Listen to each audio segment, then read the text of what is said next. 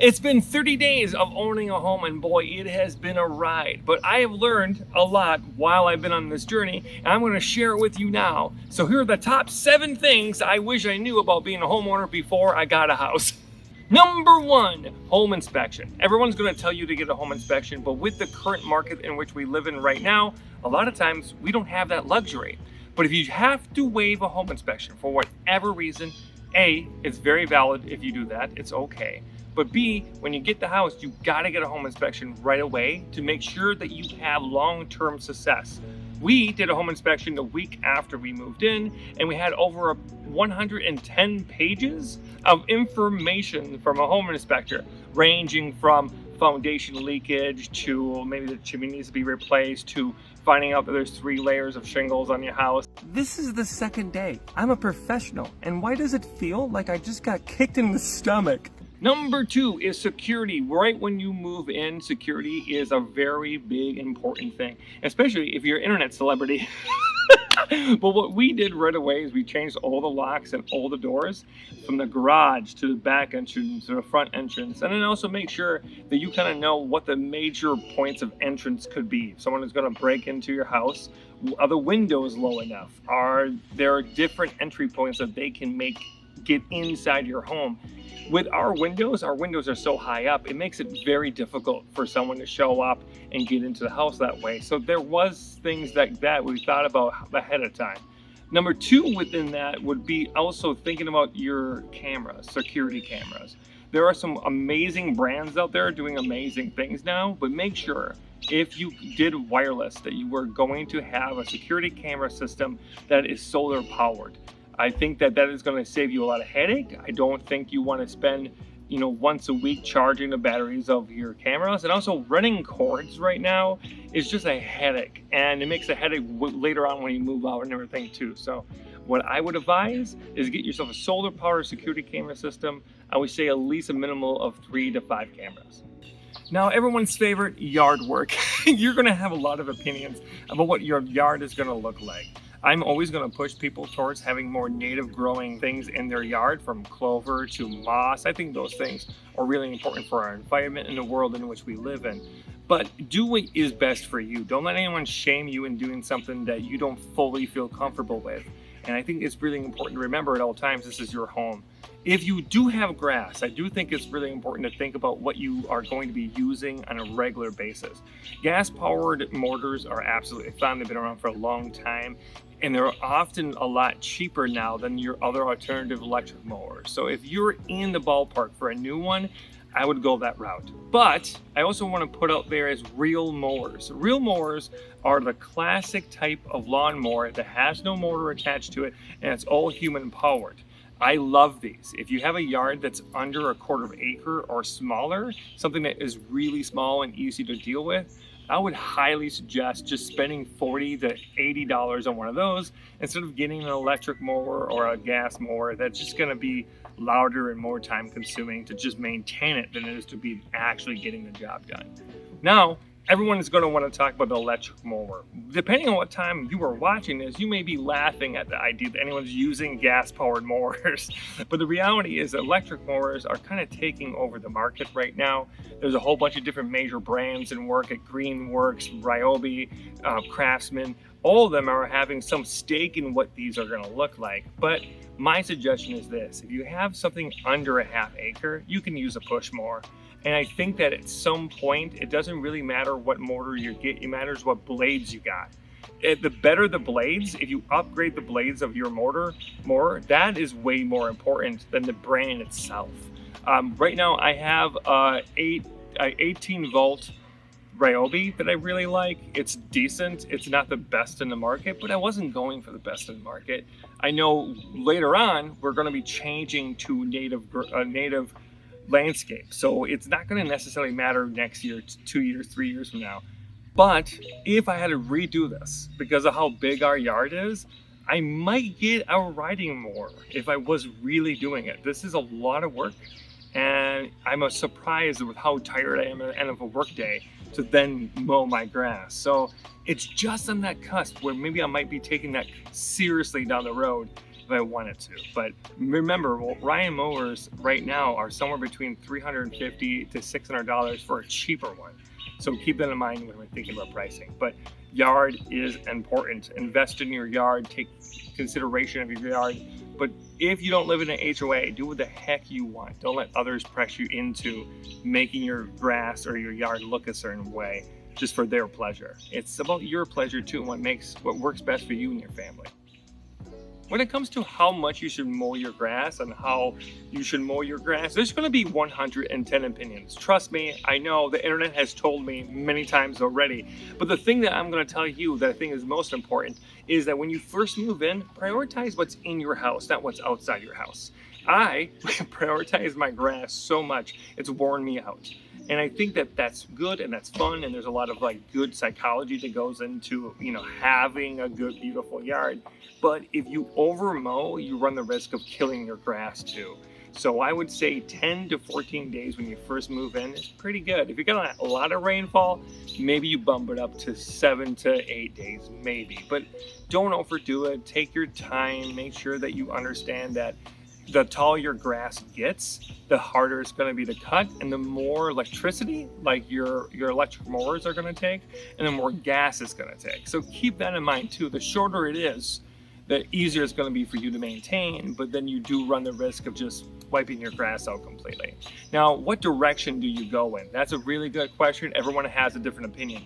What I like to do and what I was taught growing up is that you do every time that you do it, you do up and down, up and down, up and down, and then every 3 times you switch to horizontal, and then you go back to the other way that you were doing it.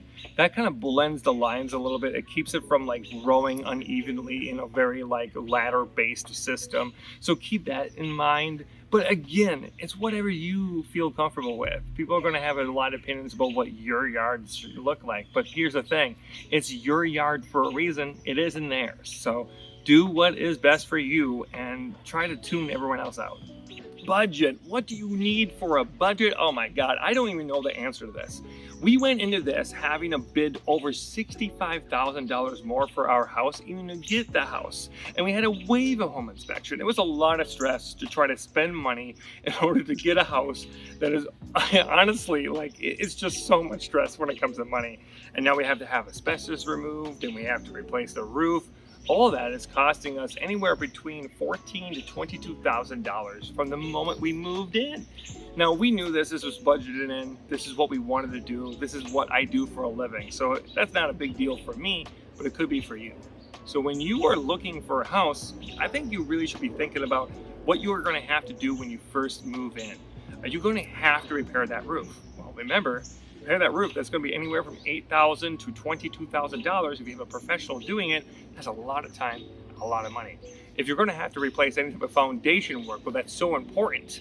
So you need to prioritize that. Electrical, gas, any of the things around those lines that you're going to need to address the first day you move in, then you need to make sure you budget it in there. It is in there from the start. If you buy a house with those things and you don't address them right away, a lot of times they get way worse. A lot of the times what happens is that you will have a house sitting for a while, and then you will have things that are sitting for so long, it's almost like it forgets how to do its job. One of the most common things I saw when I was an emergency maintenance technician is that people would call me the first week they moved into a house because they had a sewage backup, or they had electrical issues back up, or issues with electricity altogether, things blowing when it shouldn't be blowing. Because all of this was sitting for a long time, or you had previous owners who knew how to deal with the broken shit over actually fixing the problem.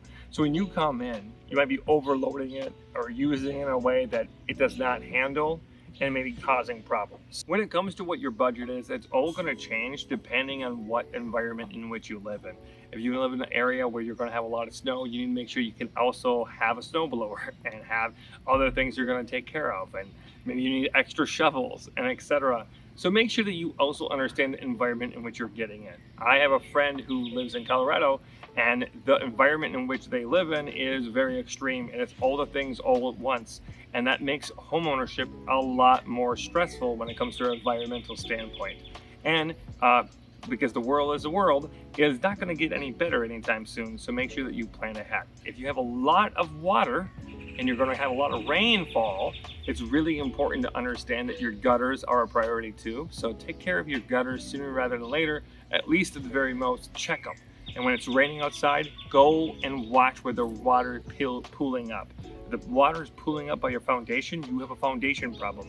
And you need to grade the yard as much as you can to avoid it sinking and eroding all the foundation that you have for your home. You're gonna feel like this is way too much money to spend right away and that it's way too hard on your wallet, but I'm gonna tell you right now, if you do the work right now, you're actually gonna be saving money.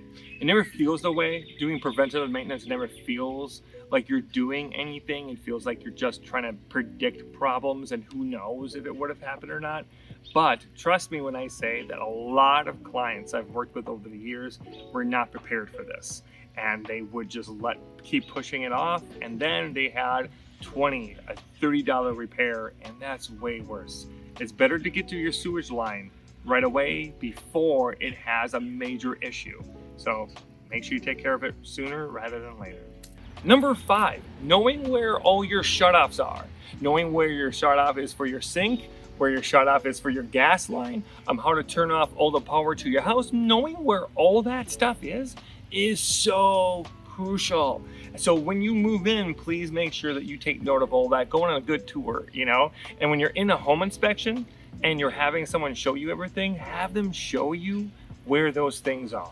If you're with them while you're doing it, they can tell you where your main shutoff is for the sewage line. They can tell you what this is and what that is. Pick their brain. That's what they're there for. You're literally paying them for their knowledge. Get that knowledge from them. Or if you're not there when they're doing it, consult the actual stuff they're going to send you, all that documentation, because it's probably going to be in there with pictures of what it is and where it belongs to. Now, you might be wondering, Mercury, how do you know it's your main water line? Well, your water line can often be a pipe that's coming up from your basement in your foundation. Sometimes it could be coming out from a wall. Your main shutoff is typically something that looks like it doesn't belong there and that your house was built to look around. So try to keep that in mind. Sometimes they're outside as well. So, depending on what your main shutoff is, it may look different compared to one house to the next. So keep that in mind, take your time, and label everything in your electrical box right away. Number 6, contractors, everyone's least favorite thing to do. Trying to vet contractors is a living nightmare. As someone who's been a contractor, I'll tell you right now, you really don't know what you're going to get into every single time you have someone come over to your home. But the first thing I'm going to tell you right now is if you have someone who talks down to you or makes you feel uncomfortable, you shouldn't work with that person. Things don't get more comfortable when there's more money involved and they're inside your home. So if you are feeling weird about this person and you're not positive you want that person working in your home, sometimes unsupervised, then I wouldn't push it. It's better safe than sorry when you're having a contractor in your home. Now, you might be wondering, Mercury, when it comes to knowledge and professionalism, how do you know they're the right one? Well, I always tell people to use the 3 contractor rule. The 3 contractor rule is simple. You have 3 contractors to show up for a quote, and you go with the one that is in the middle of the 3. So the first one shows up, and let's just say you know nothing about the situation. Like for me, I don't know much about asbestos. But the first contractor who came over for the asbestos told me that it was called the miracle mineral. Well, I made sure to drop that name when I was talking to the next contractor. And the next contractor literally said to me, wow, you know what you're talking about. And those kind of things matter when you're having conversations with contractors. The more little knowledge that you are putting down there, the more it makes it very aware that you're not going to be able to have the wool over your eyes.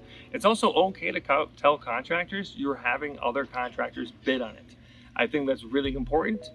It makes for an environment of trying to bid the best bid possible. And don't think that the cheapest option is the best option. When the contractors come back and they give you what the contract is actually going to look like, try to go for detail. A contractor is going to have what exactly the job is going to entail and what you need to do before the job happens.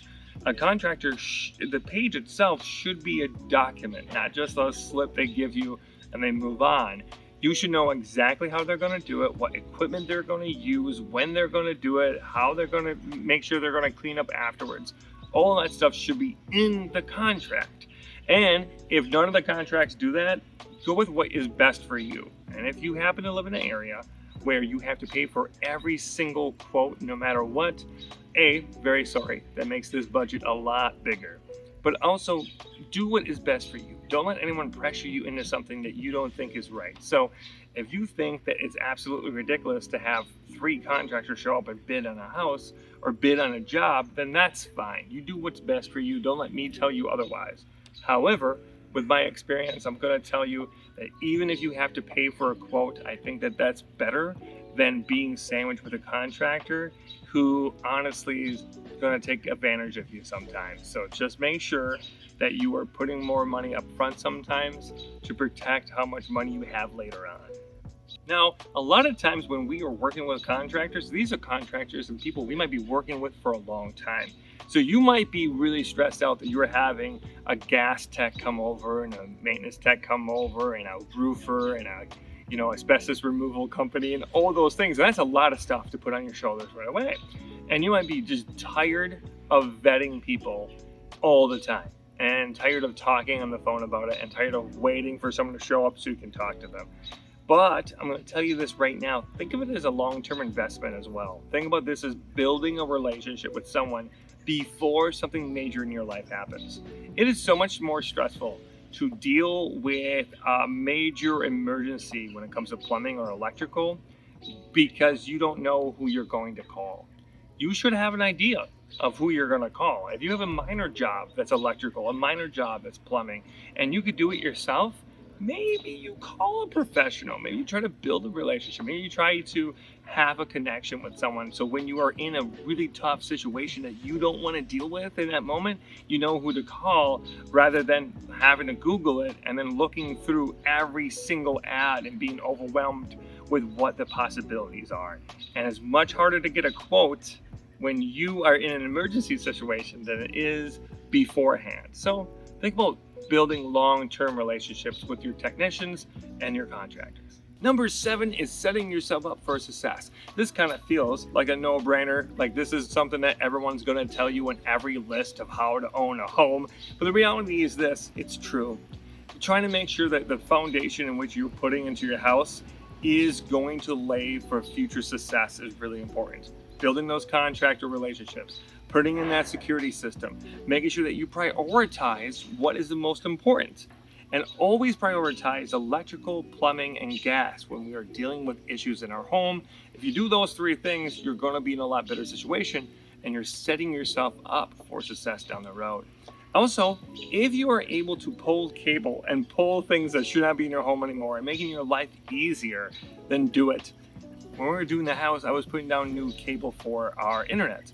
And we found a lot of excess cable that we did not need in our home anymore. And I think that it's important to just rip that cable out and put it to the side, because later on it's going to be way more confusing and it's going to stress you out more then, and you're going to be wondering why you didn't take it out before. So try to make sure that you don't cut the corners and that you are adjusting things as you see them come, and that you breathe a lot. Breathe so much that you just have the best sleep ever, okay? And pet a cat. You'll be fine. And hang in there. This is a stressful thing, but you worked really hard for this moment. So just know that even though this might be something way out of your field and your comfort zone, that it's all fine. It's out of everyone's comfort zone. It's out of my comfort zone. And I've been doing this work for 20 years. So hang in there and you're gonna be fine. And you're worth the time it takes to learn a new skill. Or several. I'm always thinking, hey, I want a sandwich pouch. Sandwich pouch, can you please sponsor me?